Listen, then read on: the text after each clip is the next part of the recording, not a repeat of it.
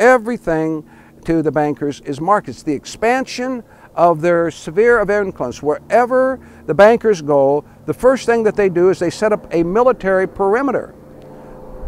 But so what people have to understand is that people listening to this is that, remember, there was no telephones, there was no roads, there was no highway cars, any way of yes. And so, but the banking systems, wherever they went, they were ports. They were all little city states. And those city states would have a political structure that the bankers would control. The military, they would put in the governor that would control the military in there. And so and when people talk of rights and all these things that we think that so many people take for granted, that was not the way that these commercial city states were run. If you cross, had no rights. You had no rights. No, if you the bankers, the people that had all the money had all the rights. They controlled the guns, and they didn't pretend about it. No, but it was from generation to generation. Like Zbigniew Brzezinski, who was Carter's foreign affairs advisor, he comes from a 6th century Venetian family. So these families, when they do not go out and marry for love. They marry for economic reasons. There's mergers of families, like there was with royalty. The royalty, you do not marry for love. You marry whoever they designate you marry, because you are creating a political combination to enhance your strength. Now, the bankers can't come out and say, we're going to be the rulers. They did that in Venice, finally. But if they came out today and just pulled back the curtain and said, we are your rulers, so they operate through politicians, they operate through the church, the Catholic Church, they operate through their other agents. They're always in the background manipulating all of this that is going on.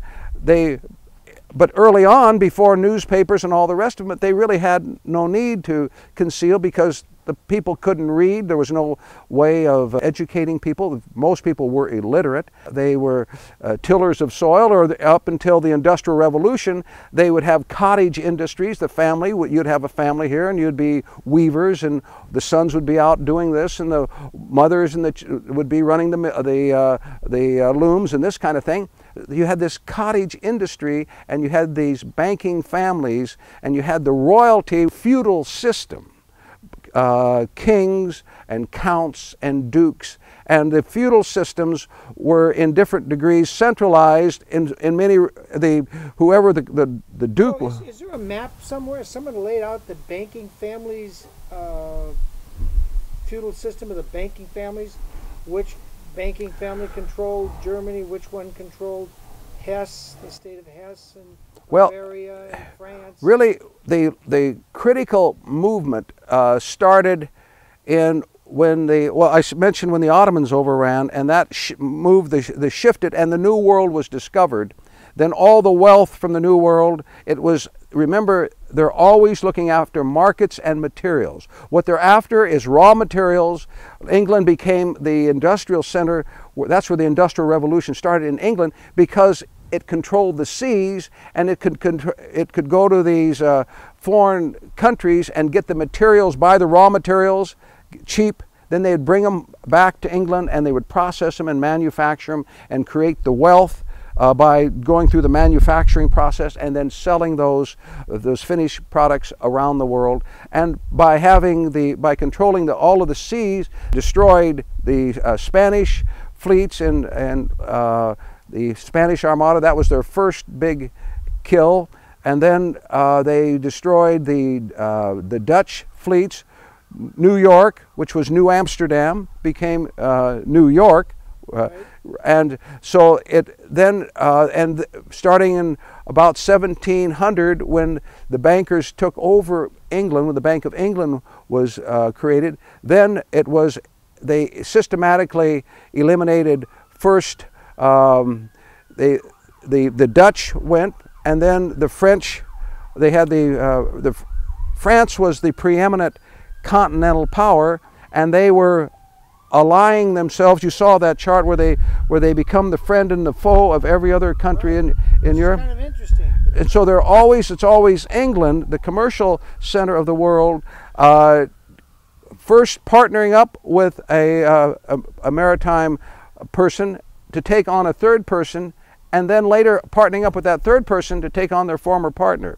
So they, in the book, this... Well, we're doing that with Japan. Japan was our enemy in World War II, and now they're our friend. Well, England. I said, England, we fought the revolution, exactly what's going on today in Iraq, where foreign troops are coming in, kicking in doors, doing all this terrifying, killing people. The British were doing the same thing here in the colonies 225 years ago.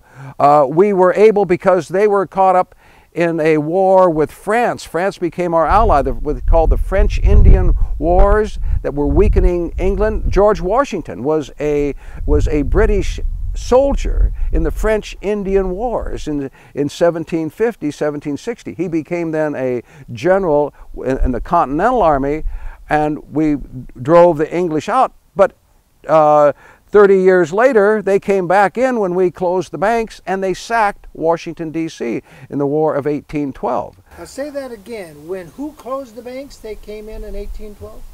Yes, when the United States, we did not renew the bank's charters, then retaliation. Banks yes. That had their roots where? In England. So we had American central banks with their roots. Well, they tried to set up, Alexander Hamilton tried to create recreate that, and it was in place for a while, but then its charter was denied early on. By Congress. Yes, and they, in retaliation, sacked. That was the war. That was what prompted the War of 1812. Did not renew the bank's charters. Then retaliation. Banks yes. That had their roots where? In England. That had their roots where? In England.